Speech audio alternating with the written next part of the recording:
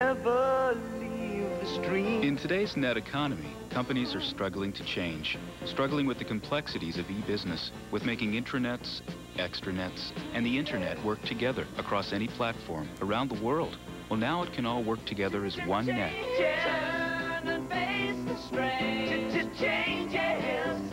With Net Services software from Novell, the power to change. Style, elegance, beauty, reflections of you. Entertain in modern style with urban sophistication, with gracious hospitality. Stickley, reflections of you. Share special moments in cozy style, in lasting comfort, in timeless mission. Dream in romantic serenity, in essential luxury. Stickley, reflections of you. Now on sale at EJ Audi.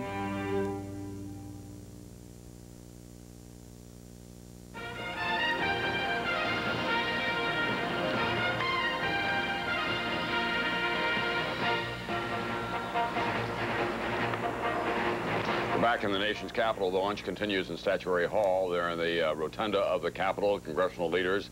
The new President of the United States, George W. Bush, his wife Laura, the new Vice President of the United States, Richard Cheney, or as they call it back in Wyoming, Cheney, and his wife Lynn. We're awaiting the beginning of the parade, obviously.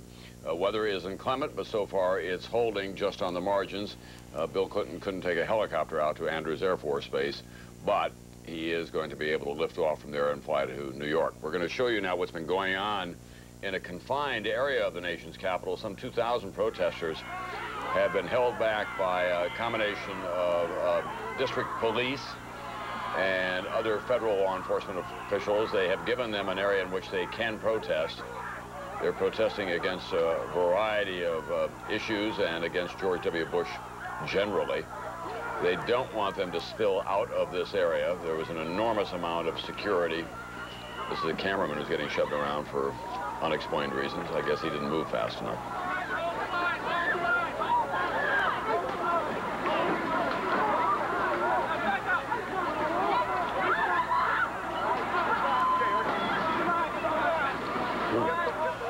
People getting roughed up in the nation's capital. The police chief here did say that he would not allow that to get out of hand. We don't expect that it will spill over into Pennsylvania Avenue and the parade itself. So that's a first test, obviously, of George W. Bush and his call for civility, Tim, and for a new spirit of harmony here in the nation's capital. We've got to be careful of those kinds of things, but clearly the D.C. police realize that it could get out of control, and they don't want to jeopardize anyone's security or safety. Everybody's mindful of what happened in Seattle, obviously, exactly right. When they did lose control, and there were a lot of world leaders there, and they were in a perilous state for a time. Now we have the leaders of this country and a lot of visiting dignitaries as well. One of the first decisions George W. Bush has to make, Tom, is whether to reopen Pennsylvania Avenue in front of the White House, which was closed down by President Clinton. Be interesting to see what he does. A big applause line when he talked about the tax cut today.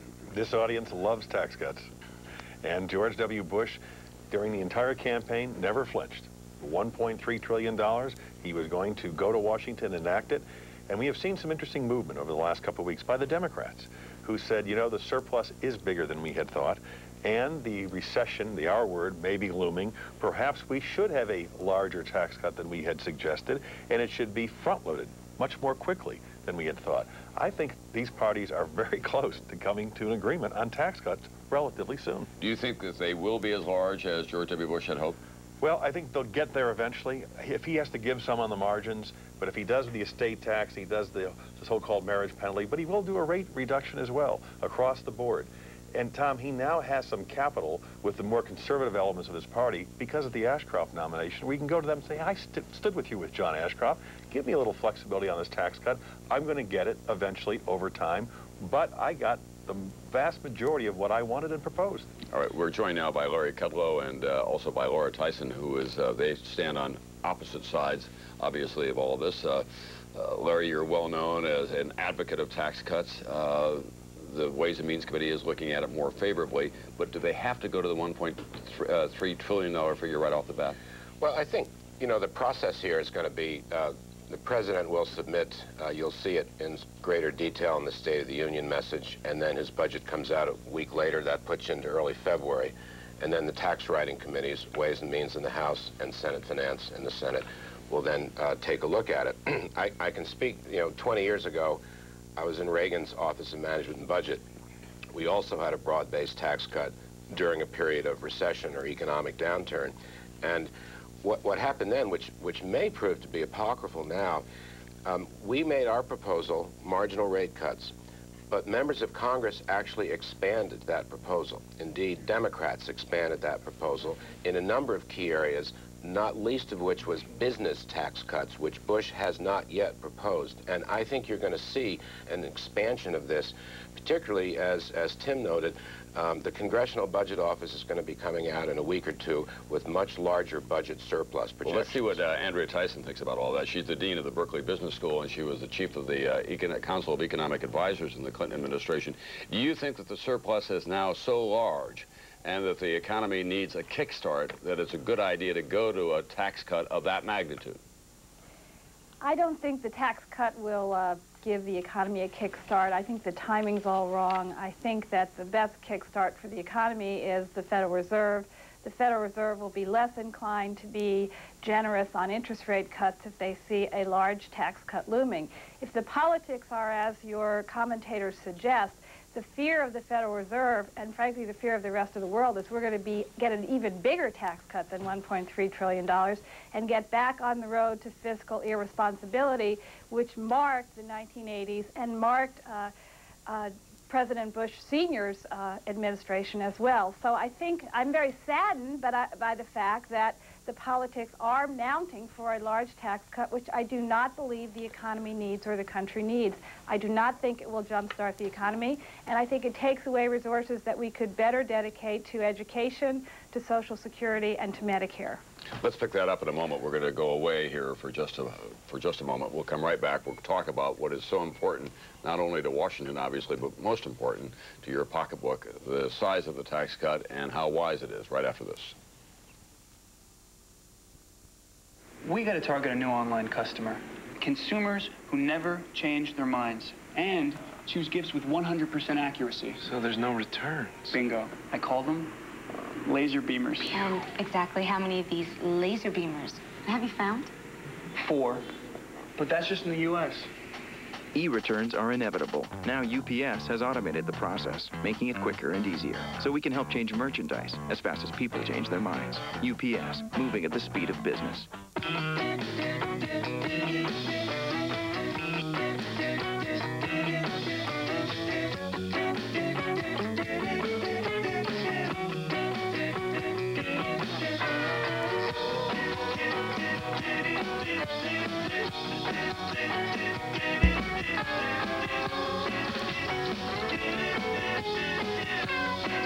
Announcing Singular, the wireless company that believes in the value of self-expression. Ripped from the headlines, the Central Park celebration that turned ugly, and it was all caught on tape. You want to try another story? All new Law & Order, NBC Wednesday.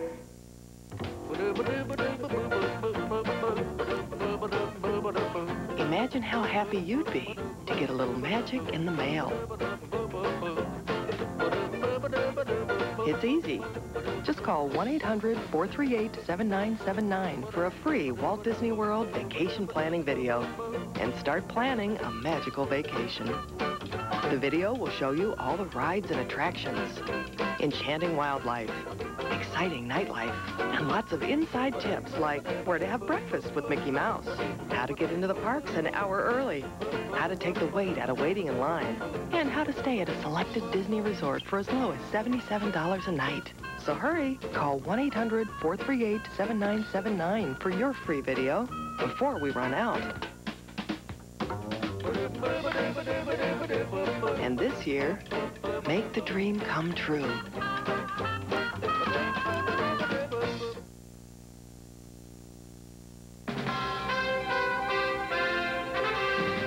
What we have achieved in liberty, we will surpass in greater liberty. Steadfast in our faith in the Almighty, we will advance toward a world where man's freedom is secure. Earlier today, we asked you what year Harry S. Truman took the oath of office on Capitol Hill. Here's how you voted on our website. The correct answer, 1949, following the election where the pollsters predicted he would lose. And when he returned to Missouri, he was asked by reporters what was the first thing that he was going to do now that he was the ex-president of the United States, and Harry Truman said, well, I'm going to carry the bags up to the attic and put them away. Bess wants me to do that. A different time for a former president. Larry Kudlow is here with us in Washington, and Laura Tyson's in California. You were about to dispute her claim about the effect of the Fed. Well, I just want to respectfully disagree with my friend Laura on all her points, actually. One is Greenspan, I believe, is going to come out in favor of the tax cut. His position all along was that to reserve the surpluses when we're at full employment, but if we moved into recession, he would change his tune, and he will. Second point, in terms of the timing, there's a growing bipartisan consensus that front-ended tax cuts, which means when they pass, let's say they pass in the spring or early summer, they can be made retroactive to January 1st, at which point the IRS immediately reduces withholding rates, and therefore the money flows into the private sector. And my final point is the Federal Reserve in general can print money, and we need some more liquidity in this economy, absolutely, but only the private sector can produce the goods and investments to make the economy grow. Otherwise, we'll have a repeat of the 1970s when the Fed prints money and we get inflation, not growth. Laura Tyson, you're up. Well, I think that if the Federal Reserve actions, first of all, I will wait to see what Alan Greenspan says. As you know, he has also been very clear during the last 8 years that the commitment to deficit reduction and debt reduction has been significantly instrumental in creating the economic expansion that we now have. He has said that more than once. He said that from 1994 straight through to 2001. So I think that the view is that debt reduction should not be jeopardized. Now, it is true that we have a surplus which affords room for continued debt reduction and a tax cut. But the bigger the tax cut gets, the less money there is for military buildup that President Bush proposes, an education bill with teeth, with money, with real programs, Medicare prescription drugs, and anything he wants to do on Social Security. So the danger here is that, again, we get ourselves into an overpromised world. We pass some tax cuts early. We try to pump up the economy that way, and then we find ourselves unable to deal with these other priorities. Laura Tyson, thank you very much. Larry Kudlow, thank you. I kept a clock on it. There was parity, so far as I could tell, in this era of new civility. We're going to show you just briefly now President Clinton having a hard time saying goodbye. It's the long goodbye at Andrews Air Force Base. He's still shaking hands. When he left the White House this morning, they were ready to go to Capitol Hill, and he walked by the pianist in the foyer and sat down on the piano bench as the pianist played Our Love Is Here to Stay. And only after that was over did he get up and put on his top coat, go out and get into the motorcade with George W. Bush. No one relishes the public arena more and the idea of being in the center of it than William Jefferson Clinton, who is headed now for New York in his life as a private citizen. We'll have more after this.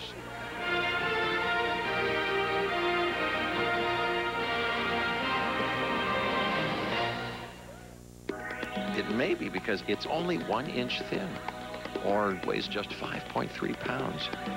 It may be because it has a 15.2-inch screen, or is supercomputer fast. It may be because it's made out of titanium. But, you know, whatever it is, geez, you're just going to so want one. The incredibly thin, ultralight, mega-wide screen, titanium portable supercomputer. Here's something you don't see every day. The CIO of a Fortune 500 company leaving at 5 o'clock. Why isn't he in his office worrying whether microchips from Asia are tracking through India to factories in Europe? Because when his company made the shift to e-commerce, they went with GE Global Exchange Services. GE built them a seamless, trouble-free network so he can move on to more important business. GE Global Exchange Services. E-commerce without the E-worry. Sunday on NBC, all the stars in Hollywood, live and unpredictable. I've never won anything in my life. The Golden Globe Awards, Sunday at 8, 7 Central on NBC. At Verizon, we're here to help you live life your way. That's why we created our local package, to help you never miss out on a single word. Chill out for a while. or simply keep connected with everyone. Local Package makes it easier. So call to sign up now and you can save big. Local Package is designed to help you live your life with everything you need all in one package, all at a savings of over 40%. It's your local service, plus our most popular services like caller ID, call waiting, and three-way calling, all on one bill for one low monthly rate. Have some of these services? You can still save. Get Local Package now and qualify for other special offers like low rates for long distance, internet service, and voicemail too. So call 1-800-475-9609 today. The sooner you call, the sooner you'll save. Local Package. Whatever you want, whatever you need. All at a price that's just right.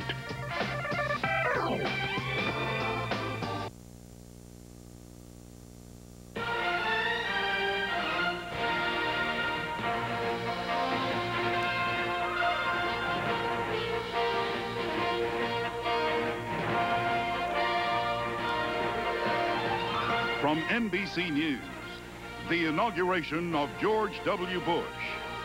Live from Washington, here is Tom Brokaw.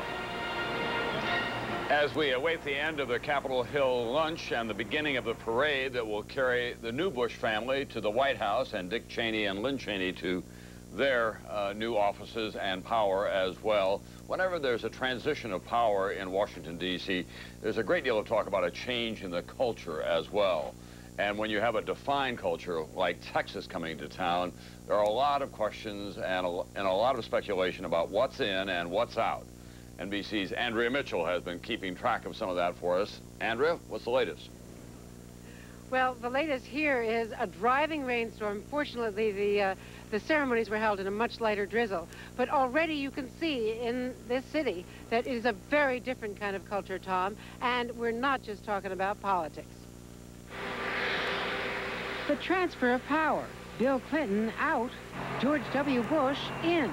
I'm optimistic that we can change the tone in Washington, D.C. But that's not the only transition taking place in Washington. Barbra Streisand is out. Bo Derek is in. Golfing is out. Fishing is in. James Carville is out. Mary Madeline is in. No comment. Arkansas Razorbacks are out. Texas Longhorns are in. And so is Texas Style. We are a Texas-based store, a Texas-based company, and I think a lot of our merchandise, things that we bring in, will be very popular with Texans. They're incredibly well-dressed. They have wonderful jewels, the rich ones do. They give very elaborate parties. They really have a wonderful time. I must say, if you want to have a good time, you go to Texas. When it comes to women, pantsuits are out, skirts are in. Republican women, and certainly the big fundraisers, have a tendency to be very big dressers, lots of makeup, designer clothes, that kind of thing. At the State Department, brooches are out. Military decorations are in. Nothing wrong with ranches, but I don't yet do ranch wear very well. All-night budget sessions out. Early to bed is in. One way you deal with it is go to bed at about 9:45 at night. Tony Blair is out. Vicente Fox is in. Sox is out. Really out. The Clintons aren't even taking their cat with them. But Spot, Millie's daughter, is in. Rosie is out. Tom Selleck is in. For that matter, James Brady and gun control are out.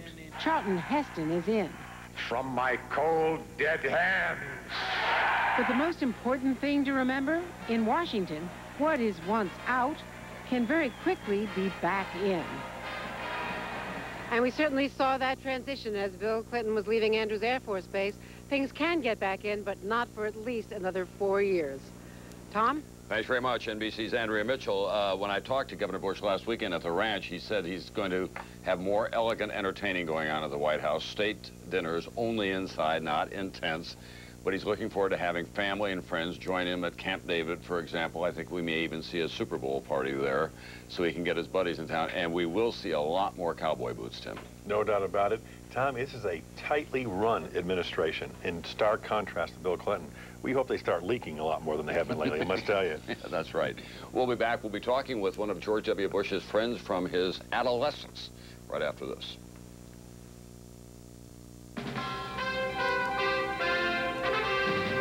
From From Supreme Allied Commander to Commander-in-Chief, Dwight Eisenhower took the oath of office using 2 Bibles. One was George Washington's, the other a gift from his mother. He challenged Americans with this question. How far have we come in man's long pilgrimage from darkness toward the light? Are we nearing the light? A day of freedom and of peace for all mankind? Or are the shadows of another night closing in upon us? What year was it? 1949, 1953, or 1957? Vote now on our website, msnbc.com. We'll have the answer later today. You know how hard it is to quit smoking. You know how tough that first day without a cigarette can be. It's time to ask your doctor about Zyban. With Zyban, you don't have to quit all at once. Zyban doesn't work for everyone. It's part of a comprehensive plan from your doctor to help you stop smoking. And it's the prescription smoking cessation aid most recommended by doctors. Zyban is different from nicotine replacements. It is nicotine-free, so you don't have to quit immediately. After Zyban reaches the right level in your system, it reduces your cravings. You feel like smoking less and less until you're ready to stop completely. You should know that there is a risk of seizure with Zyban. To reduce that risk, don't use if you have or have had a seizure or eating disorder. Don't use if you take Wellbutrin or an MAOI. When used with a nicotine patch or alone, there is a risk of elevated blood pressure, in some cases severe. To reduce risk of serious side effects, tell your doctor if you have liver or kidney problems. Side effects may include dry mouth and difficulty sleeping. Ask your doctor if Zyban is right for you. Zyban, you don't have to quit all at once. The custody battle everyone's talking about. Precious twin girls, promised to 2 different families. Now, the stories you haven't heard. For the love of the children. Dateline Tuesday. I watch the ripples change the size, but never leave the stream. In today's net economy, companies are struggling to change. Struggling with the complexities of e-business, with making intranets, extranets, and the internet work together across any platform around the world. Well, now it can all work together as one net.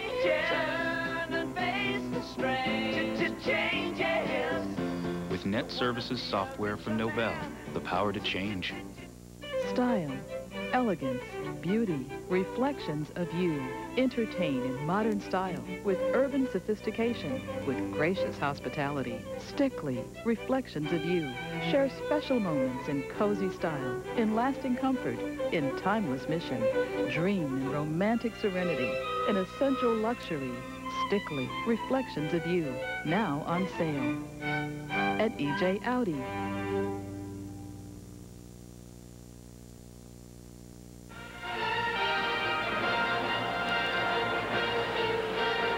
We're back Statuary Hall, where we expect to see a toast momentarily and an introduction of President Bush, the senior. We'll have to be distinguishing between them. As we look at this, I'm going to tell you about John Cadet, who was a Southern California businessman, but in 1964, he was the roommate of George W. Bush at Phillips Andover, a prep school in New England. Did you think in 1964, looking at George W. Bush, well, there's a future president? You know, the thought never came to my mind.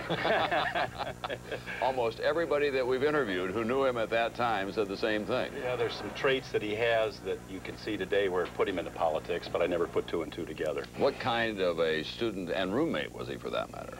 Oh, he's a terrific roommate. I mean, real easy guy to get along, as everybody knows. Very kind of an inclusive personality in that he always wanted to make everybody feel part of the group. Even if you weren't on his crowd, he'd always make sure that whoever's around felt part of the group, which I thought was a very nice trait. 1964 was a pretty active time in American life. The civil rights movement was bubbling up. John F. Kennedy had been killed the year before. Was he much interested in public life and public policy? Well, as you know, his grandfather was in public life, and actually I didn't even find that out until I went to their house for Thanksgiving. But I know the Kennedy assassination really hit him pretty deeply. But he didn't talk much about politics other than some things that his father had talked about a little bit and expressed. When you learned that he was running for governor of Texas and then he had beaten Ann Richards, who was a very popular figure, were you surprised? Not at all. Not at all. I mean, very happy for him and, you know, concerned that she was such a, major force down there and hoping he wasn't biting off more than he can chew. But he knows a lot more than I do about those kind of things. What kind of student was he? He was a good student. He was, I'm not saying he and I were on the upper crust, so to speak, but we're getting through. Did okay. Did you prefer partying or studying? I'd probably be the party guy. How about your roommate? A little of both, probably. A little more moderate than I am. But wait a minute, those were different times because you were party-hardy guys, but you got into Stanford and he got into Yale. Yeah, we did.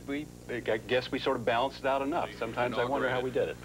Well, we're going to thank you very much for being here with us today, Mr. Cadet. We're going to go back down and listen now to Mitch McConnell as he's presiding at this luncheon. My pleasure. And you look forward to spending a little time at the White House? I'm going there tomorrow. Oh, good enough. Have a good time. Thanks a lot. I sure will. And George W. Bush keeps saying you got to watch these friends of his and Texans because they steal the silverware, so we don't want you to be doing that. I'll be careful. I want to go to that Super Bowl party, though, you're talking about. Extremely close. Okay, let's go back down and listen to Mitch McConnell a little bit here. The nation was divided. Then as now, our nation needed a leader who could heal the divide. President Jefferson beseeched a divided nation to unite with one heart and one mind, reminding supporters and opponents that every difference of opinion is not a difference of principle. To bring about that unity of purpose requires a special leader with a special gift. A leader like our new president, who comes as a uniter. Someone like Joshua and Caleb, who were chosen to lead the people into the promised land because they exemplified a different spirit. Would you all stand and please raise your glass in a toast?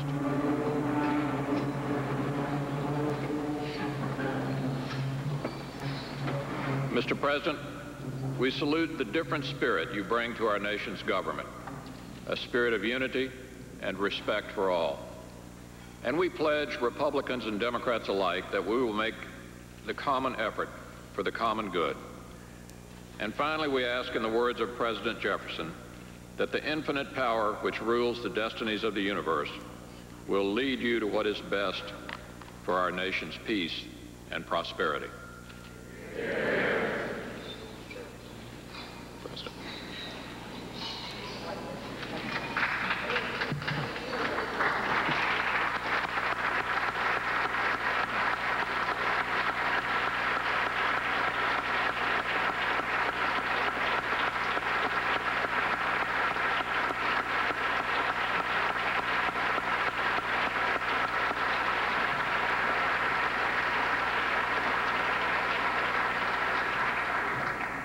Starting in 1989, the President and the Vice President have received from the Congress on this day 2 handcrafted crystal bowls, each resting on a solid leaded crystal base upon which is engraved their name. Each gift weighs 40 pounds. Now, Mr. President, that's nearly as hefty as some appropriation bills we'll be sending your way soon. For the first time, etched into the crystal bowls are depictions of the Capitol building and the White House in their approximate geographic locations to one another. You'll note, Mr. President and Mr. Vice President, that the White House on these bowls is tiny, almost microscopic in comparison to the Capitol engraving. It is, of course, purely coincidental that the Congress oversaw the design process. Today, we are also doing something else because this is such a unique occasion. We're presenting a 3rd bowl, this one to the 41st President of the United States, the father of our new president. This handcrafted replica signifies a remarkable occasion for a man whose love and pride for his son on this day we can only imagine.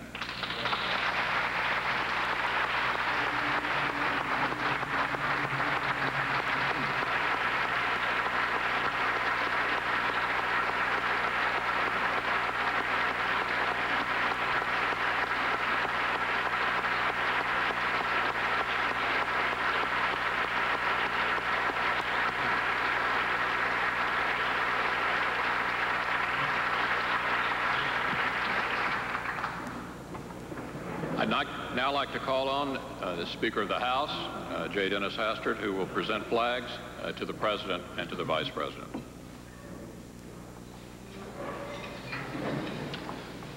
Thank you, Senator. Welcome to this great chamber, once being the House of Representatives for almost 50 years of this nation's history. The early history where Congress, the Senate and the House struggled, the administration, the White House struggled to find its definitive way of how to form this country. Now, we're much more matured as a nation that today handed over the reins of power from one party to another party in peace, tranquility, in a congratulatory manner. The symbol of this great nation, of this place, of the American people, the flag of the United States. Mr. President, Mr. Vice President, this morning at dawn, we had 2 flags raised over the Capitol of the United States. And it's our great honor to present those to you that were brought down right after the finish of the inauguration. However, I'm not going to hand them to you because they're a little wet. So we're going to properly dry them out and present them. But on behalf of the Congress, on behalf of this gathering here, we wish you the best. We know that these flags will be a symbol of this day and a symbol of a great beginning. Thank you very much. God bless you.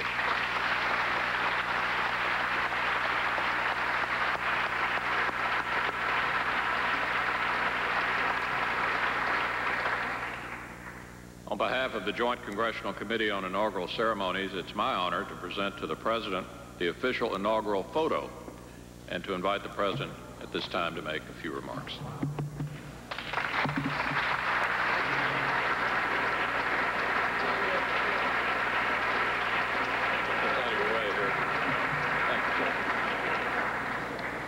Senator, thank you very much. I was wondering if I was ever going to have a warm meal during the inaugural ceremonies. And so I want to thank you for the food. Mr. Speaker, thank you. Congressman Gephardt and Senator Daschle, thank you all very much for your kind hospitality. President Carter and Mrs. Carter, I'm so honored you all took time out of your lives to come. It means a lot to Laura and me for you to be here. Thank you very much.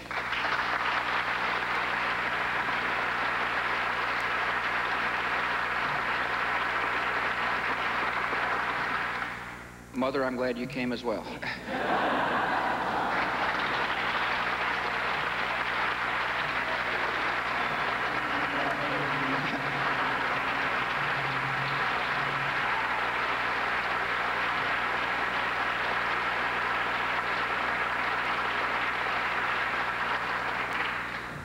I know I can speak on behalf of the Cheneys that Laura and I have really relished this magnificent moment. It's a great testimony to our country. It's a testimony to the great land of America to have a sitting outgoing president and an incoming president sit side by side in peaceful transfer of power. I'm not so sure how much of it I'm going to actually remember. It was such a magnificent time for our country and for me.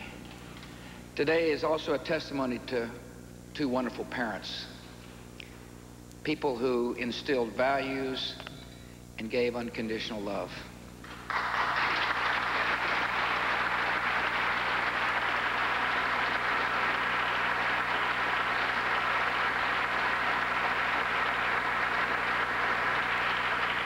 Expectations in the country is we can't get anything done. People say, well, gosh, the election was so close, nothing will happen, except for finger pointing and name calling and bitterness. I'm here to tell the country that things will get done, that we're going to rise above expectations, that both Republicans and Democrats will come together to do what's right for America, so that when people look at Washington, they say, public service is noble. Positive things can happen for the country. There are men and women of good conscience and good heart who are serving this noble nation for the right reasons. Let's let it happen. God bless, and God bless America.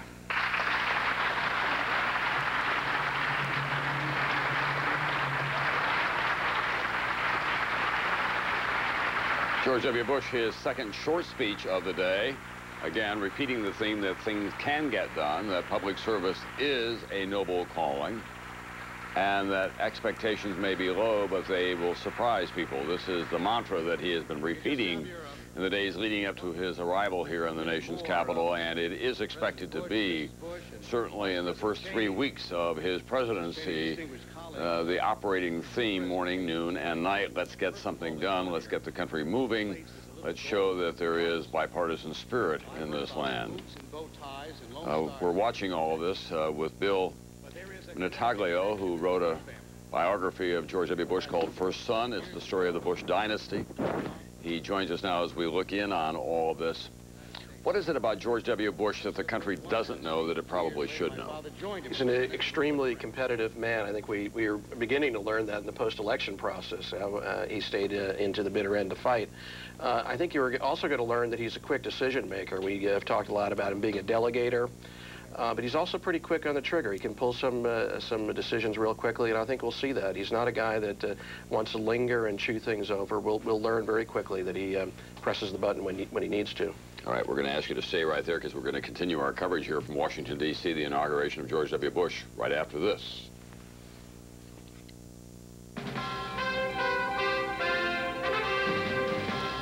How far have we come in man's long pilgrimage from darkness toward the light? Are we nearing the light? A day of freedom and of peace for all mankind? Or are the shadows of another night closing in upon us? Earlier today, we asked you what year President Eisenhower gave that challenge to all Americans. Here's how you voted on our website. That deeply affect our livelihood today and our vision of the future. The correct answer, at Ike's first inaugural in 1953. Even created by... Who says you can't share secrets with your grandson for years and years? Who says you can't watch the waves break for many summers to come? Pravachol says you can fight back against heart attack. If you have high cholesterol or heart disease, and diet and exercise still aren't enough, adding Pravachol can make a difference. Other drugs lower cholesterol, but Pravachol is the only drug of its kind that's also proven to help prevent both first and second heart attacks, so you can live a longer, healthier life. Talk to your doctor about Pravachol today. Pravachol, a prescription drug, isn't for everyone, including people with liver problems or women who are pregnant, nursing, or may become pregnant. And because serious side effects can result, tell your doctor about any muscle pain or weakness you experience while on Pravachol. Your doctor may do blood tests to check for liver problems. Tell your doctor about any medicines you are taking. Who says you can't spend a lifetime with your first love? Pravachol, it's your life. Fight for it. Monday. Huh? Where is he? When does vengeance become more important than the badge? You touch my mother again, I'll kill you. All new Third Watch, NBC Monday. At Verizon, we're here to help you live life your way. That's why we created our local package. To help you be right in the thick of things. Tune out the world sometimes. Or simply keep in touch with everyone. Local package makes it easier. So call to sign up now and you can save big. Local Package is designed to help you live your life with everything you need all in one package, all at a savings of over 40%. It's your local service, plus our most popular services like caller ID, call waiting, and three-way calling, all on one bill for one low monthly rate. Have some of these services? You can still save. Get Local Package now and qualify for other special offers like low rates for long distance, internet service, and voicemail too. So call 1-800-475-9451 today.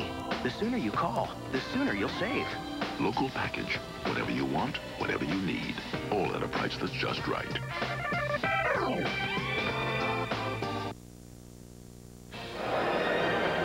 The new President of the United States, George W. Bush, and his family now, the luncheon in their honor at Statuary Hall is over in the Capitol. That means the parade is going to begin in what can only be described as miserable weather conditions. It's heavy fog, rain, some sleet mixed in with all that. That's been the forecast for several days now, and in fact, it did come true. Nonetheless, the parade is expected to go on as scheduled, and we do think that George W. Bush at some point will get out of the car and walk with Laura Bush for a portion of the parade. Let's go to NBC's John Siegenthaler now, who's with another Texan, Senator Kay Bailey Hutchison from Texas. John? Yeah, she's graciously agreed to step out in the rain and talk with us. Senator, thank you very much. Tell us, first of all, what it was like to see a fellow Texan up there taking the oath of office. Well, it was an incredibly different experience. Of course, I've seen 5 other inaugurations, but knowing George W. Bush as I do, and knowing the kind of person he is, really, it was very special. Now, you said you were watching former President Bush as the oath took place. What did you see? I saw tears in his eyes. He was so moved. This was just a huge, special moment for him, and I was touched at seeing that. I also was sitting right in front of Joe Lieberman, and I was looking at him as well, and he was also clearly just there and being a good sport, but he was touched as well. This is an emotional high for Republicans and for the Republican Party in this town, but after this day is over and after all the parties tonight, how is George W. Bush going to bring people together, especially in the United States Senate? I thought he made a very good beginning with his speech. It was a beautiful speech, and it was very healing, and I thought reaching out to people of all faiths and all types. But I do think it's going to be a very difficult Senate. 50-50 is going to be very hard. I think he will reach out and will try to forge alliances. You're going to be busy this afternoon. You had red cowboy boots on last night. I guess you'll have them on again tonight? No more cowboy boots. That was a one-time deal. All right, Senator, thanks very much. Good to see you. Tom, back to you. Thank you very much, NBC. John Siegenthaler. For a lot of Texans, the cowboy boot business can be overplayed a little bit as one of the state symbols, but there are no more sophisticated cities than Dallas and Houston, for example, and you'll find people in bespoke suits and very fancy loafers and lace-up shoes, not cowboy boots. We'll be back right after this.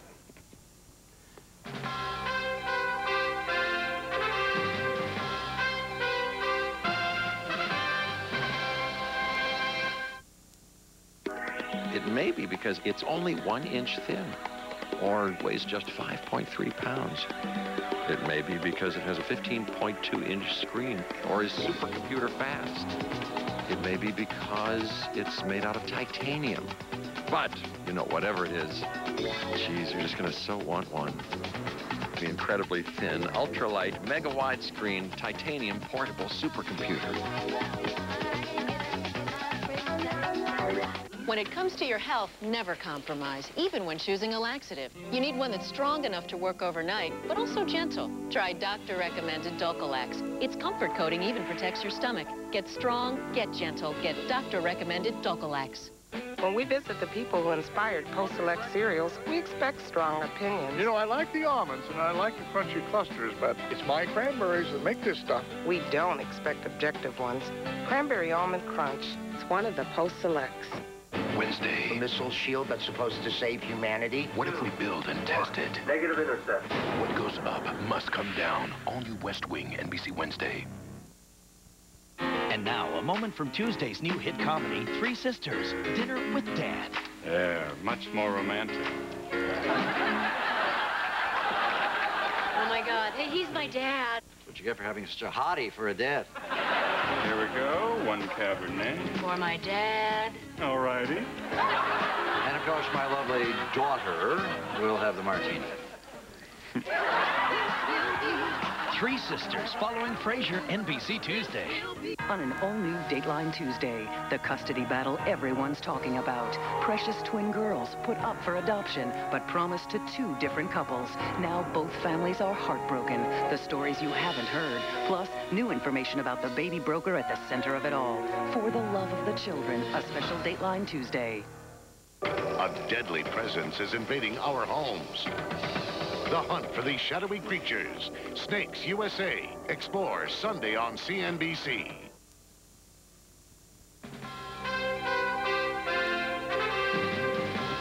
The nation is gripped by crisis and galvanized into action when Franklin Delano Roosevelt uttered one of the most memorable phrases of the 20th century. The only thing we have to fear is fear itself.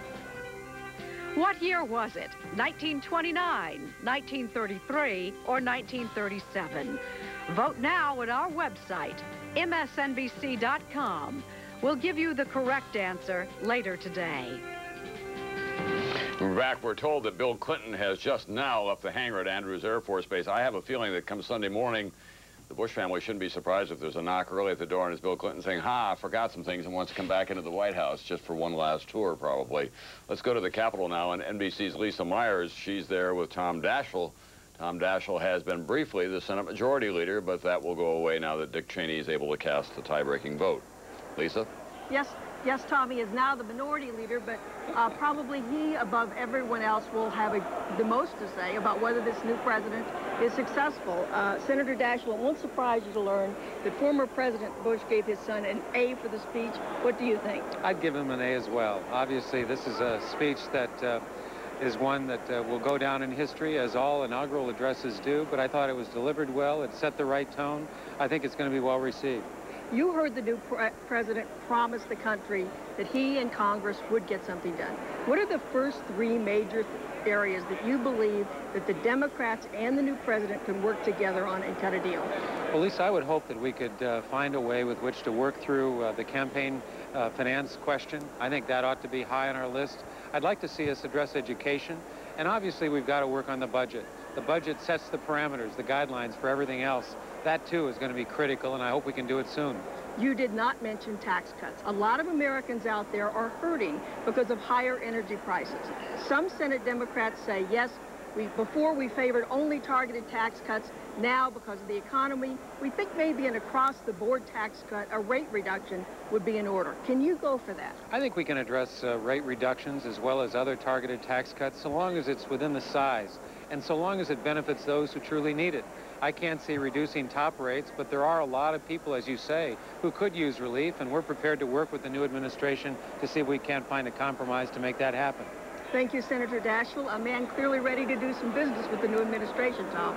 Thank you very much, Lisa Myers. He gives him an A for his speech, but then he says, well, campaign finance, I think, ought to be at the top of the agenda. That's something that George W. Bush is not eager to jump into at this time, Tom. Tom Daschle met with Republican Senator John McCain and said, any procedural vote you have on campaign finance, I can give you 50 Democratic votes. Right. You have 10 Republicans, and we're in business together. That's going to be something to watch. And it begins this week. Monday on the floor of the Senate, we'll expect to hear from John McCain. We'll see whether he's going to strike some kind of a back-channel deal to stretch out the debate and work out some kind of an accommodation. He spoke to President Bush and to the leader of the Republicans, Trent Lott. They said, can you hold off until May? He said no. He said they started at 4th of July. They got the Labor Day. Now they're in spring. They got to keep coming my way. It's going to be something to watch. All right. As we go to a commercial, we're going to show you the departure of President Bush from the Capitol, I think, as they get ready. No, that's not quite ready. Things are running a little slower. It's a little sloggy out there. We've been slowed up by the rain and other considerations of this inaugural day. But the parade will be going on shortly. We'll be back to cover it for you right after this.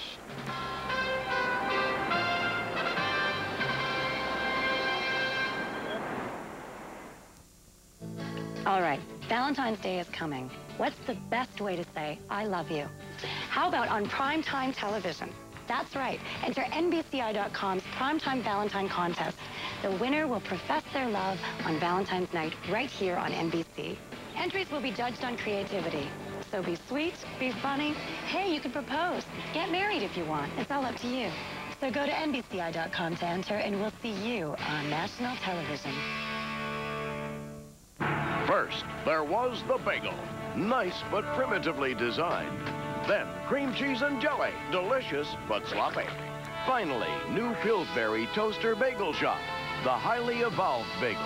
Toaster-shaped with bagel crust outside, delightful cream cheese and jelly inside. Instead of kitchen chaos at breakfast, it's freezer, toastered, done. Progress for bagel-hungry humans. New Toaster Bagel Shop. Woohoo! In your grocer's freezer. Sunday on NBC, all the stars in Hollywood, live and unpredictable. I've never won anything in my life. The Golden Globe Awards, Sunday at 8, 7 Central on NBC.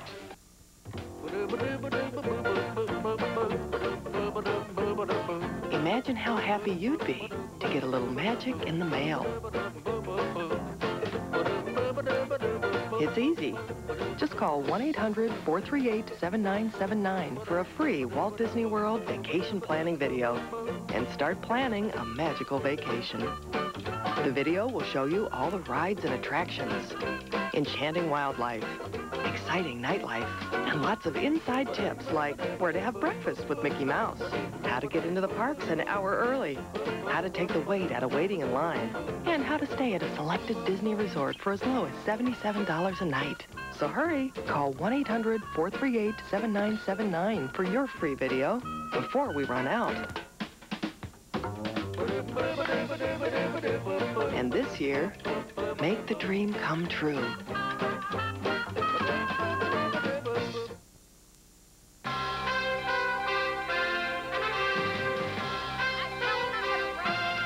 We're back. An assortment of protesters gathered in the nation's capital. This is Navy Memorial. We think it's at 6th in Pennsylvania. NBC's Campbell Brown is there somewhere. Campbell, tell us what's going on. Well, Tom, we're about...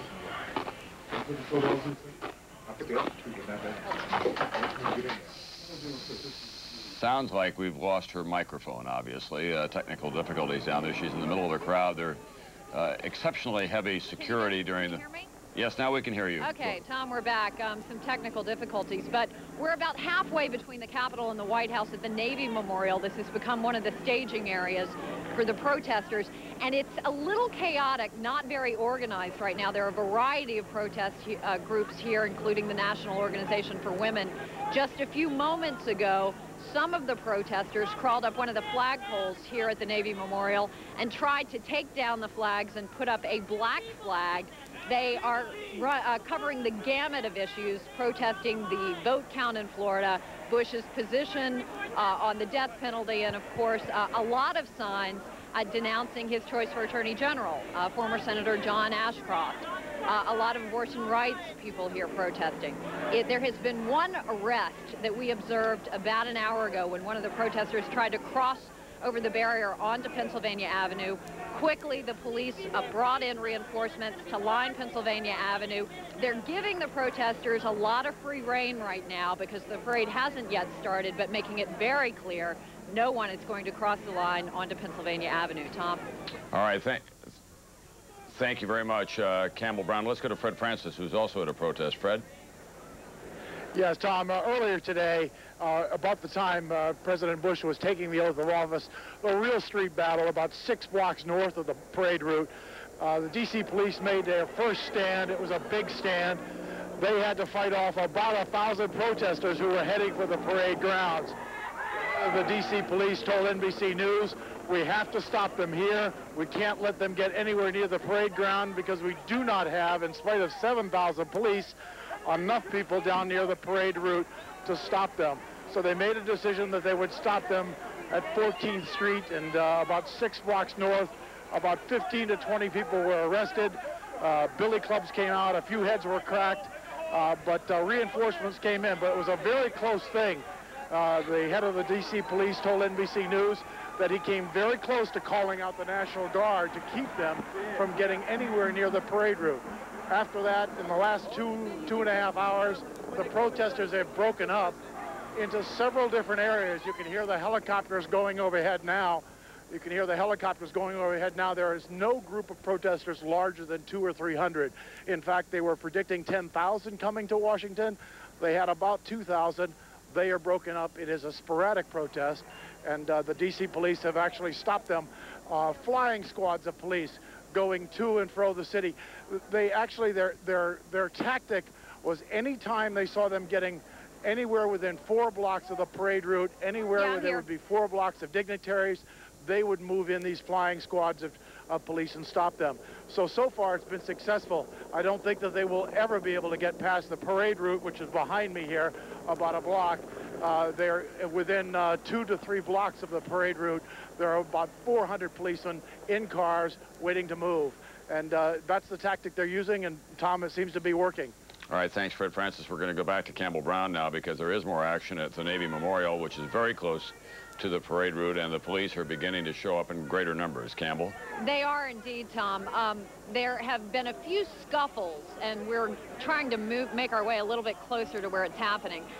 There have been a number of protesters who were burning an American flag a few moments ago, and as I said before, some got into a scuffle with police as they tried to remove some of the flags at the Navy Memorial and replace them with black anarchist flags.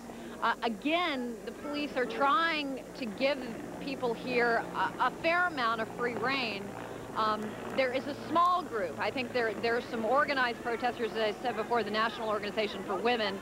But again, most are peaceful. But there is a small group that has been going at it with police a little bit. And from what I can see, my vantage point right now, it looks like one group is trying to break across the barricade, and they're now throwing things across the barricade. It's going to be interesting to see to what extent the police get involved when the parade actually begins here, Tom. That will be the critical moment, obviously, as the motorcade carrying the president and the first lady and the other dignitaries, including former presidents and the vice president, go by that particular place, which is so close to Pennsylvania Avenue. NBC's Ann Curry is at Freedom Plaza, which is about halfway between where both these protests were occurring. Ann? That's right. In fact, I'm looking down Pennsylvania Avenue, and I can see Campbell Brown's position, and there was some smoke rising from there earlier, and we can see the police officers all lined up in there. And if you can take a look right behind me as I walk around in this circle, Dwayne, follow me around, you can see the police officers are standing shoulder to shoulder, and over in this direction, as you can see, you can hear the boos rising from the crowd. There is a very loud and vocal group of protesters in this area. More than 2,000 in that area have been lined up, and earlier today, Tom, the police officers pushed some of the protesters up into the grandstand to get them a little further away from the parade route. But they have positions, many of them with signs, and we should also mention, supporters who are gathered and been filling the stands in the last hour. So it sounds like at this point here at Freedom Plaza, there is going to be a lot of noise when this parade travels past. Tom? Thank you very much, NBC's Ann Curry. We'll be back with continuing coverage of the inauguration of George W. Bush, the year 2001, right after this.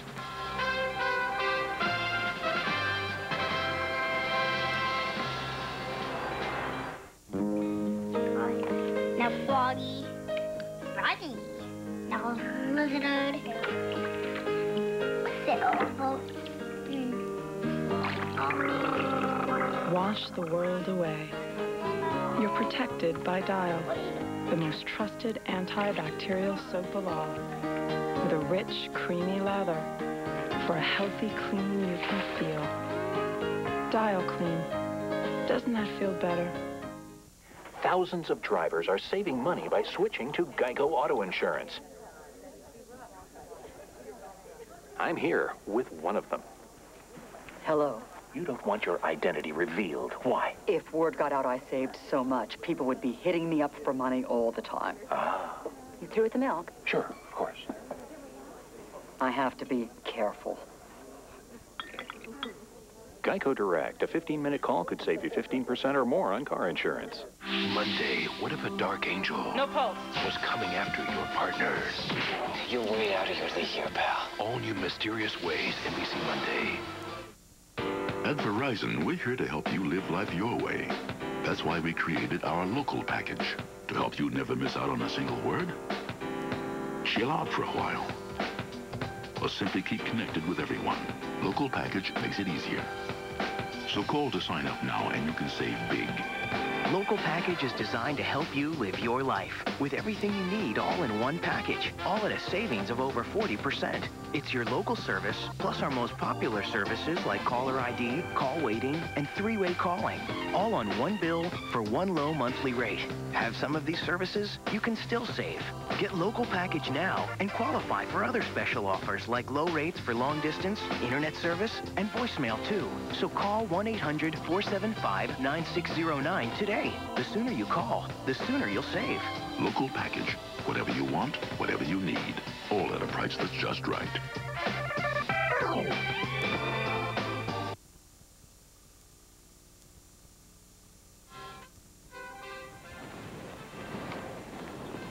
Bill Clinton and Mrs. Clinton finally getting into the reconfigured Air Force One. It's Special Air Mission One now. It's the 747 that will take them to New York. All former presidents and defense secretaries, for that matter, say when you ask them what they miss most, they say, I had my own Air Force. The president has a very comfortable office on board and his own bedroom there, but that now is not part of the post-election package, although there are considerable perks. They get Secret Service protection, they get cars, and a pretty pretty healthy budget to run their office. So one president leaving town, the other one coming down the steps to the Capitol, preparing to go to his new address, 1600 Pennsylvania Avenue, where he'll review the parade and then spend the night after going to a number of inaugural balls. This part of American politics really hasn't changed all that much, Doris, over the years. No, that's right. The parade has been a long time in coming, and it's really an important part of the pageantry, I think. I mean, we don't have a king, but we do have a president, and there should be that ritual in the parade. I think my favorite parade story is that John Kennedy, when he was watching his own parade, noticed that the Coast Guard contingent had no blacks in it. So he then contacted a young aide, actually my husband, Richard Goodwin, and said, do something about that. And Goodwin said, my God, it's the first time I realized it wasn't just words. We could actually do something. The next day, the order went out to integrate the Coast Guard. He noticed even as he's watching. Right. Here it starts.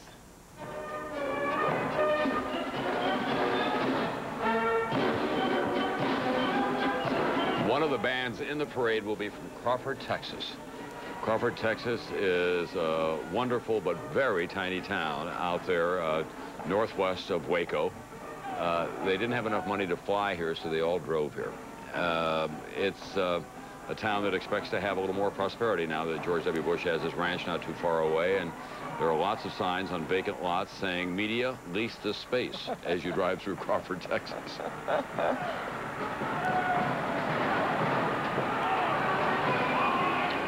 You know, Bob Kerrey mentioned it earlier, Tom, just the magic of this transformation of power. We take it for granted, but you don't realize how special it is. And when Bill Clinton was standing at the podium at the airport hangar without the presidential seal, right, it was so striking to me. He looked different to me. He sounded different to me. He was no longer the president. And in discussions with Robert Ray, the independent counsel, he was insistent that Bill Clinton enter into this legal agreement while he was still president. And I didn't quite understand it until you see today's events. Right. He wanted this official sanction, if you will, of a president of the United States still being held accountable. Right. And it would have been different if he had waited until next week as a former president. True indeed. Striking. True indeed. Absolutely. The luncheon at the Statuary Hall had a kind of a unique twist. They served food from 3 different centuries, 1801, 1901, and 2001. They had a lobster pie, they had a fillet of beef, and they had, let's see, some vegetables from 2001, 2 wines, both from California, one a Cabernet and the other one a Chardonnay. 2,000 calories in the meal, Tim. It sounds like one of Doris's lunches. Right. 100 kilograms of fat. George W. Bush is a patient, a client, if you will, of Kenneth Cooper, who is the man who invented aerobics in America and is a big advocate of a low-fat, lean diet, lots of exercise and aerobics. George Bush told me that he hopes to exercise or work out an hour a day, and I suspect he won't be able to maintain that kind of a habit. Do you know, at Franklin Roosevelt's 4th inaugural, that morning he read in the newspaper that his own housekeeper, who ran the White House Food Service, had rejected his own menu. She had this Germanic control over the White House. He had wanted chicken a la king. She decided she couldn't keep it hot for so many people, so it was chicken salad instead. At the end of the day, they made a joke, could you even find the chicken in the chicken salad? Because she was so frugal. So he kept saying, I wanted to be president for 4th term so I could fire her, but he never got around to doing it. One of the changes is that this president doesn't drink. They will serve liquor in the White House.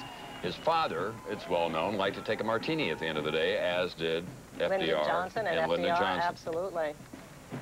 In fact, for FDR, that was his favorite moment, the cocktail hour. When he'd gather friends around, they'd tell stories. He wouldn't let anybody talk about the war. They could talk about movies, books they'd read, and relax with a drink so that he could replenish his energies for the day ahead. He'll have to find means to relax and replenish energies. They all have to do it somehow.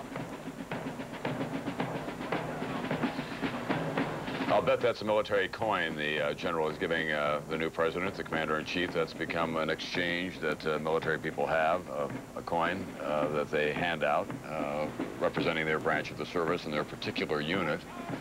You can get a pretty good collection, but it's a treasure to have. The House Sergeant of Arms now moving him along, getting him into the motorcade so that he can start back down Pennsylvania Avenue. And now he sits in the right-hand seat of the car, a seat that he gave Bill Clinton on the ride up to the Capitol. That's where the senior man sits in protocol, Tom, and it's now George W. Bush's for as long as he's president. That's the new presidential limousine.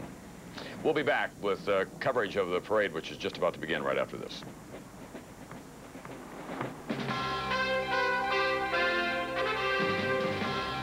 That the only thing we have to fear is fear itself. Earlier, we asked you what year Franklin Roosevelt uttered those words. Here's how you voted on our website. The correct answer, at his first inaugural in 1933. It may be because it's only 1 inch thin, or weighs just 5.3 pounds. It may be because it has a 15.2-inch screen, or is supercomputer fast. It may be because it's made out of titanium. But, you know, whatever it is, geez, you're just gonna so want one. The incredibly thin, ultralight, mega-wide screen, titanium portable supercomputer. We are healthy, strong, energetic, even sexy. We drink Ensure when we can't eat nutritious foods like these. Ensure has vitamins and minerals like in vegetables, calcium like in milk, and protein like in fish. From Ensure High Calcium to Ensure High Protein to Ensure Plus, it's a source of complete balanced nutrition, so we can get the most out of life. Ensure, drink to your health. And now Ensure is richer, creamier, and tastes better than ever in delicious new tastes. Ripped from the headlines, the Central Park celebration that turned ugly, and it was all caught on tape. You want to try another story? All new Law & Order, NBC Wednesday. Style, elegance, beauty, reflections of you. Entertain in modern style with urban sophistication, with gracious hospitality. Stickley, reflections of you. Share special moments in cozy style, in lasting comfort, in timeless mission. Dream in romantic serenity, in essential luxury. Stickley, reflections of you. Now on sale at EJ Audi. Watch the ripples change the size, but never leave the stream. In today's net economy, companies are struggling to change, struggling with the complexities of e-business, with making intranets, extranets, and the internet work together across any platform around the world. Well, now it can all work together as one net.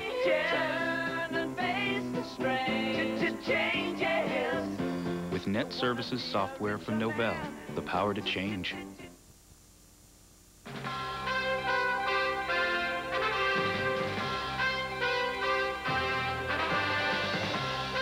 Cleared for takeoff. Special Air Mission 1 carrying former President Bill Clinton and new Senator Hillary Clinton to New York with their daughter Chelsea and a couple of friends. They'll go up and spend the weekend in Chappaqua, their new home in Westchester, which is just north of the city and the suburbs there. Some question about whether they'll stay in Chappaqua or whether they'll sell that and move to the city.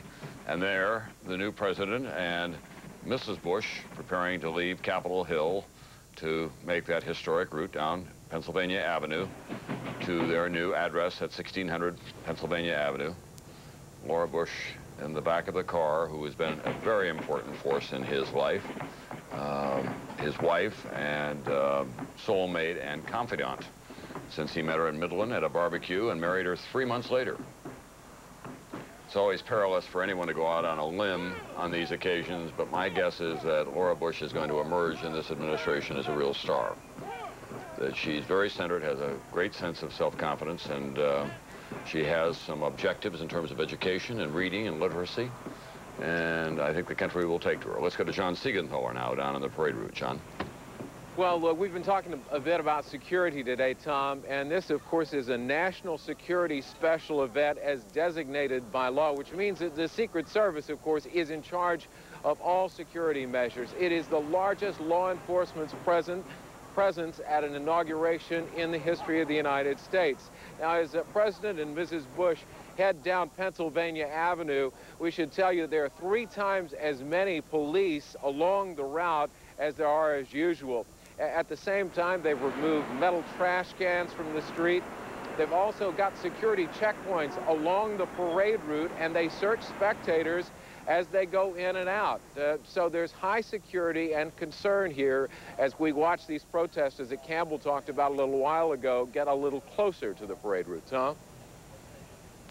Thank you, John. This probably raises the possibility that George and Laura Bush may not be able to get and walk along the parade route if there are protesters everywhere there, because even with the human shields that have been erected and all the other security considerations, you can't absolutely protect a first couple when they're exposed in open air. John Kennedy, obviously, was the last president to ride in an open-air car. We know the tragic consequences of that. At the other end of Pennsylvania Avenue, with a check on the weather, is Al Roker. Who else? Al? Thanks a lot, Tom. As you can see, we showed you earlier, this area of the stands, there had been a whole lot of umbrellas up, but as you can see, the rain has kind of slowed down a little bit. We've got just the barest hint of some drizzle, and as people are filing in now to the presidential box, I don't know if it's any kind of a barometer, Tom, but I'll tell you, the biggest cheer yet went up when they introduced presidential nephew, George P. Bush. Obviously, a crowd favorite already. But the good news is the rain has kind of let up a bit. 36 degrees right now. The winds have died down. So Mother Nature is cooperating for the new president, George Bush, and his First Lady, Ms. Laura Bush. Thanks, Al Roker. We'll have continuing coverage of the parade and the inauguration and the protest. Right after this, a timeline with Ronald Reagan.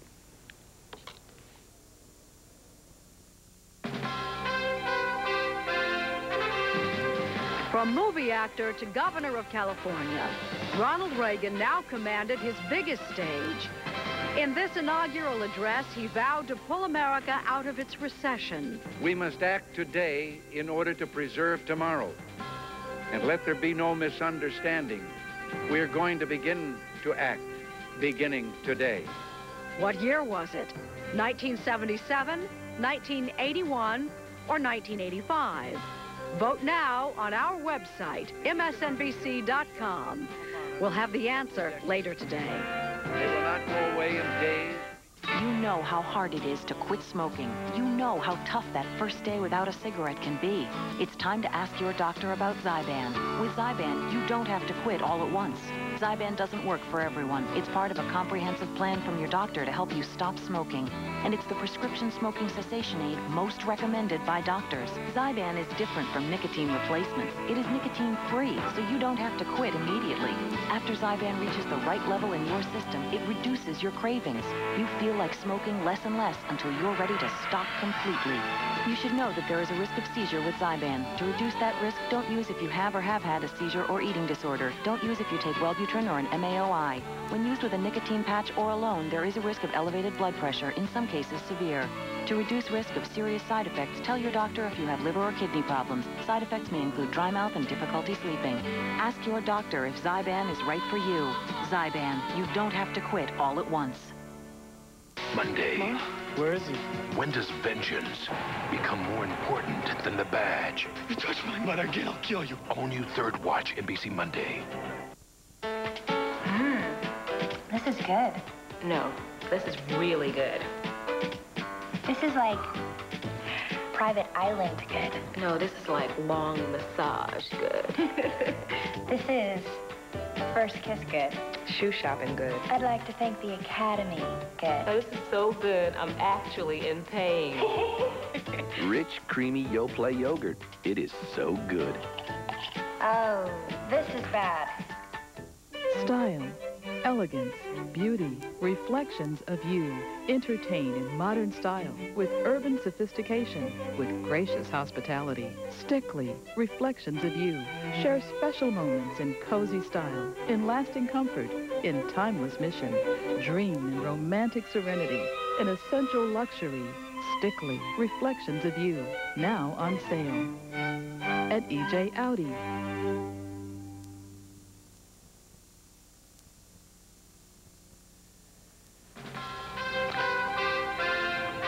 Just moments ago, special mission, Air Special Mission number 1, that's the 747 that will be Air Force One once it returns to Washington and then becomes the plane of President George W. Bush. It is carrying Bill and Hillary Clinton back to New York. Gives you an idea of what the weather is like over the Washington, D.C. area.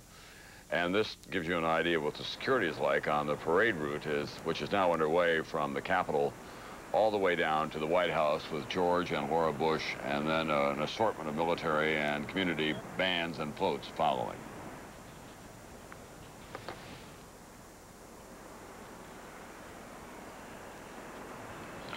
There are protesters along the way, but as you can see, there is virtually a human shield all along the parade route.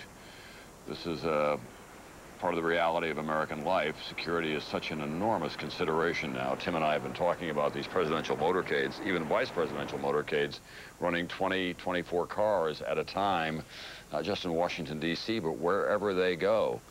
Federal authorities insist it's all necessary given the level of threat that we don't know about, but they say they know about. That certainly, Doris, has been a huge change in American life. Oh, absolutely. When you think about the fact that you used to be able to walk into the White House, actually, you could go in and wait inside for an appointment with the president. You could wander around the lawns. You could picnic on the lawns. I mean, we take for granted sometimes all of this change in our lives with locked cars and locked bicycles and obviously locked presidents. But it's a very sad loss in many ways for our country as a whole.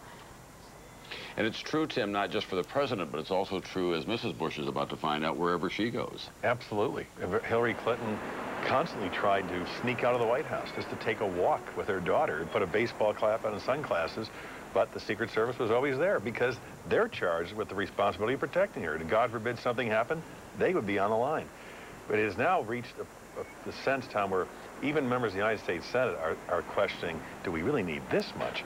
And what if you just put somebody in a van and had one support car with it? People wouldn't know who they were or where they're going, and it might be a lot safer than these 20-car motorcades, which stop traffic and create a certain excitement about them, which might, in fact, try to influence people to do something untoward. I think it has to be examined very, very seriously. I do, absolutely. And I've talked to both President Clinton and Vice President Gore about it. They say they're powerless. It's up to the Secret Service. Back to Mrs. Bush for just a moment. Everybody will be watching her very carefully. She's not as well known as her husband, but she's about to be. NBC's Andrea Mitchell has been reporting on some of that for us as well. Andrea? Thank you, Tom. I'm here with Martha Brandt, who is Newsweek's White House correspondent, having covered the Bushes for this entire year.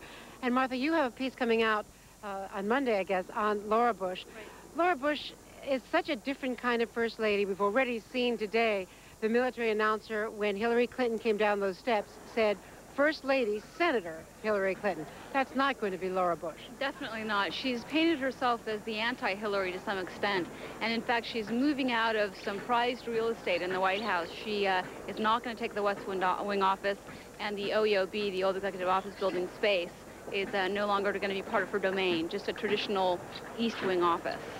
She caused a little bit of a stir with Katie Couric on the Today program this week when she said, in answer to a question, that she did not think Roe versus Wade should be overturned. And there was a great deal of discomfort in the Bush camp about the fact that she was speaking so explicitly about a controversial subject.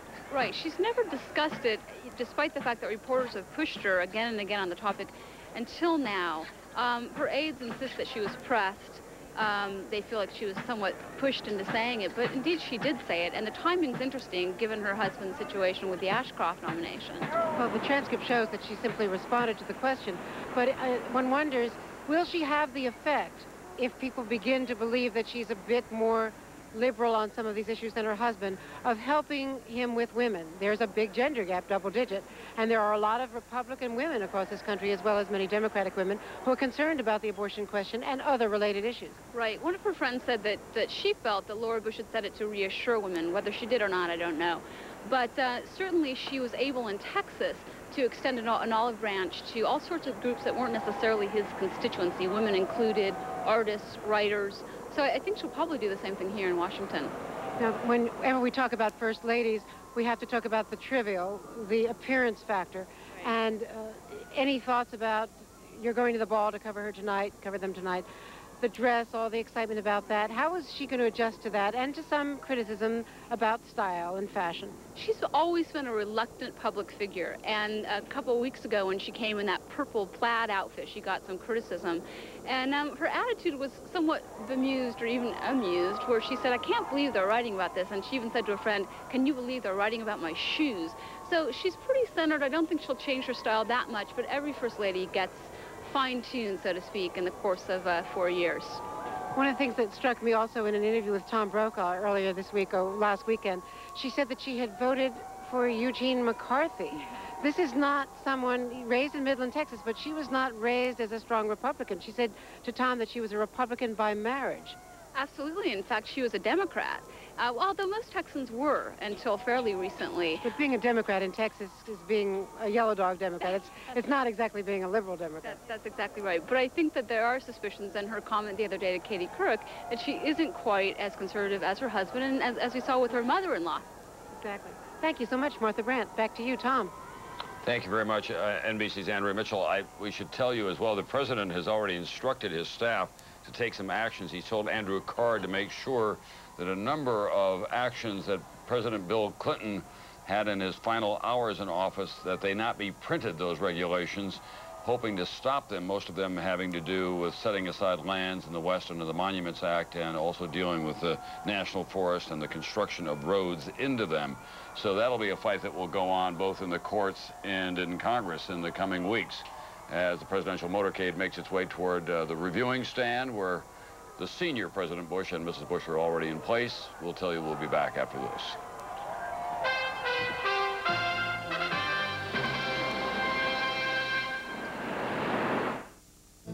All right, Valentine's Day is coming. What's the best way to say I love you? How about on primetime television? That's right. Enter NBCI.com's Primetime Valentine Contest. The winner will profess their love on Valentine's night right here on NBC. Entries will be judged on creativity. So be sweet, be funny.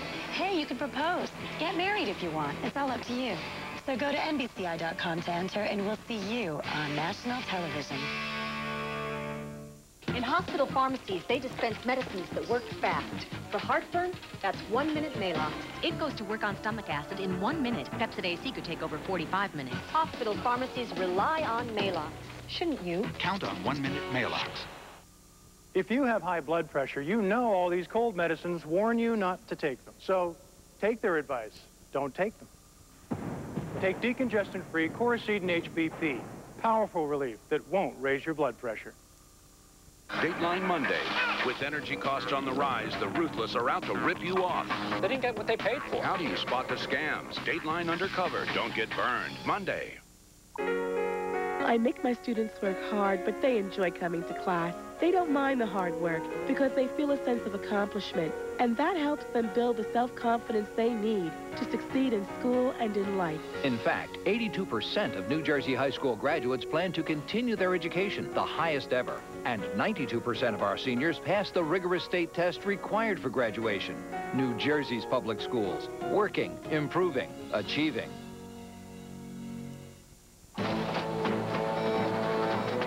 Something big was going down at Pop Secret. Sector 4-1. We were making a new microwave popcorn with extra butter. We're on it. Which meant we'd need extra butter. We're go for butter. No. Huh? Only the best butter would do. Land O'Lakes. Go, go, go! Whoops. Sorry, miss. Mission accomplished. Introducing Pop Secret Extra Butter. Perfect popcorn is our passion.